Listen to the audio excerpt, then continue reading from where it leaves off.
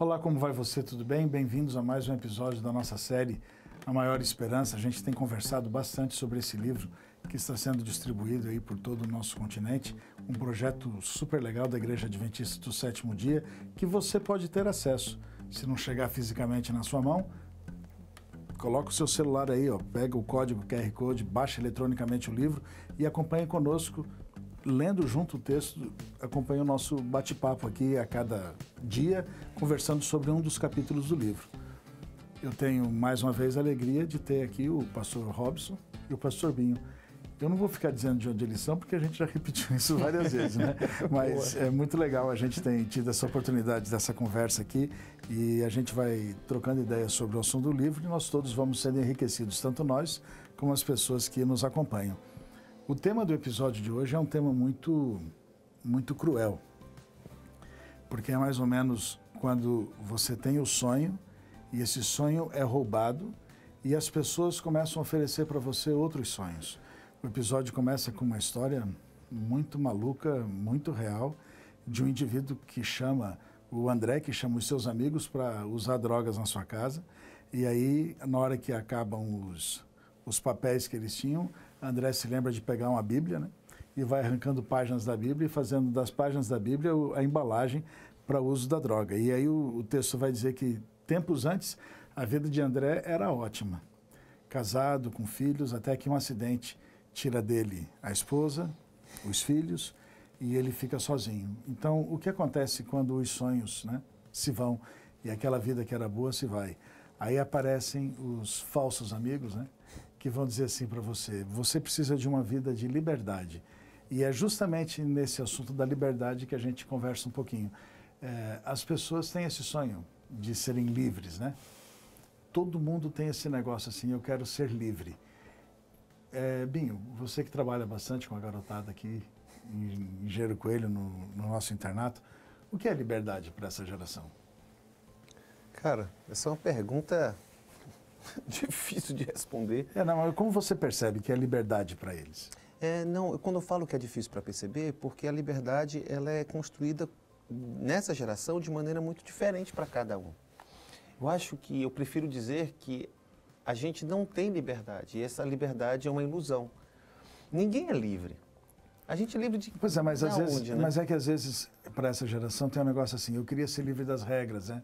Eu queria ser livre disso, eu queria ser livre daquilo, eu queria ser livre para poder fazer o que eu quisesse. Você mesmo é um cara que gosta de pedalar, às vezes a bicicleta, você pode se sentir livre, né? Eu acho que você acaba respondendo quando você dá essa devolutiva. Eu acho que da faixa etária, você busca encontrar seu próprio caminho.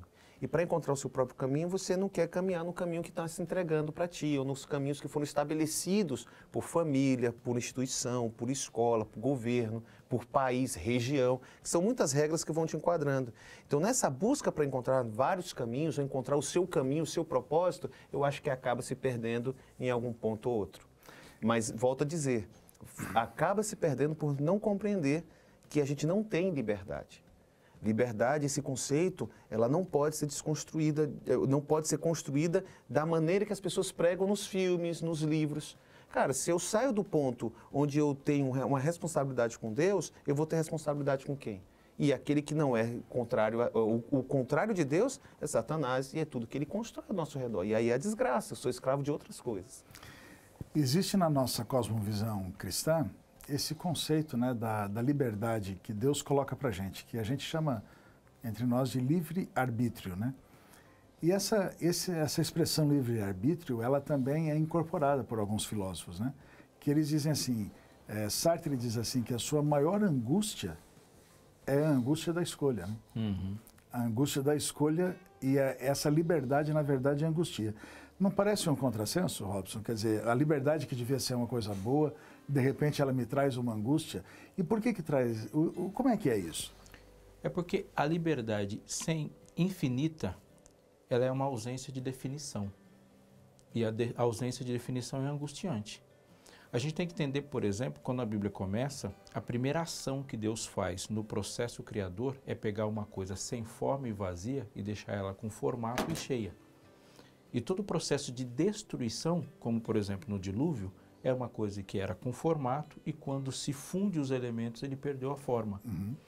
A gente muitas vezes fica averso a regras, pensando nas regras como elemento que vai tolir a liberdade.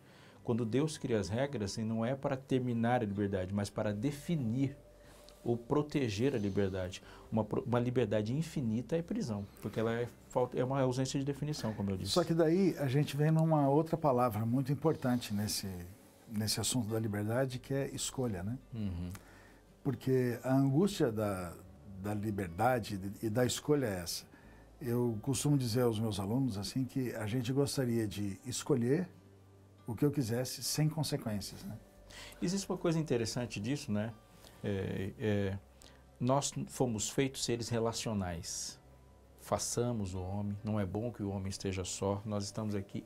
E se a gente for pensar, uma parte fundamental das nossas angústias está na maneira ou na saúde dos nossos relacionamentos. Uma pessoa espiritualmente bem, nada mais é de uma pessoa que tem um relacionamento saudável com Deus e, por consequência, com os outros.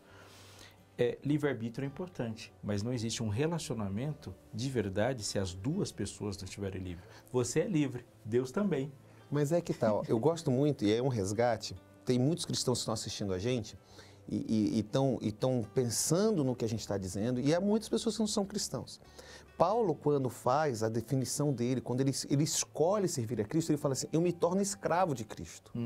O que era o conceito de escravidão para Paulo?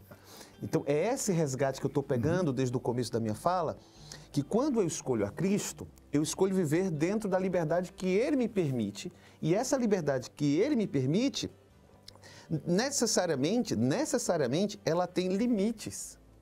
E esses limites, eles são limites de proteção. E eu vivo feliz por viver dentro da liberdade que Ele me permite, na escravidão, porque eu estou preso agora à vontade dEle, e essa prisão à vontade dEle me permite ser feliz. Quando eu olho para a situação do André, e eu conheço essa história, e a história diz que ele fumou a Bíblia encontra o Luiz Gonçalves, autor do livro, se entrega para Cristo, e aí ele entrega a Bíblia para o Luiz. Eu peguei nessa Bíblia, a Bíblia toda rasgada e toda fumada. E quando você pega aquilo, você olha e fala assim, caramba, e agora, como é que ele vai viver? Ele vai viver agora livre, solto, fazendo o que ele quer? Não. Ele vive agora de acordo com a liberdade que Deus pediu, com as coisas que ele fez. Então, isso é muito precioso. Então, a liberdade, ela pressupõe uma escolha e engana-se quem pensa que é livre completamente full time, né? Porque você pode ser escravo de uma droga, ser escravo, às vezes, de um relacionamento tóxico, para a gente usar uma expressão do momento, né? Relacionamentos tóxicos, você fica escravo e não consegue enxergar nada. Existem pessoas que elas acham que são livres, mas estão num relacionamento absolutamente escravo. E a gente tem muito esse negócio, e aí parece que você diz assim, mas onde é que eu vou, como é que eu experimento essa liberdade plena? Então a liberdade plena, de novo, né? Ela vem no texto em uma pessoa, né? Quer dizer, Jesus lhe oferece a verdadeira liberdade. Não existe droga no mundo. Mesmo uma Bíblia fumada, né? As palavras da Bíblia não trazem a liberdade. Por quê? A liberdade plena é o conhecimento e o relacionamento com uma pessoa, Jesus Cristo. Se nós estamos falando assim de uma maior esperança, nós poderíamos falar da única esperança, da maravilhosa esperança, da única coisa que me faz sentir plenamente livre é Jesus. Mas aí você diz assim, mas e as regras? E como é que eu faço isso? Aí a gente tem um assunto tão bonito que isso daria um outro bate-papo, né? Eu faço qualquer coisa por quem eu amo, né? Ele fez qualquer coisa por me amar e eu devolvo isso em forma de amor. Então, quando a gente ama de verdade, as regras não importam, né? A gente nunca se importa com as regras.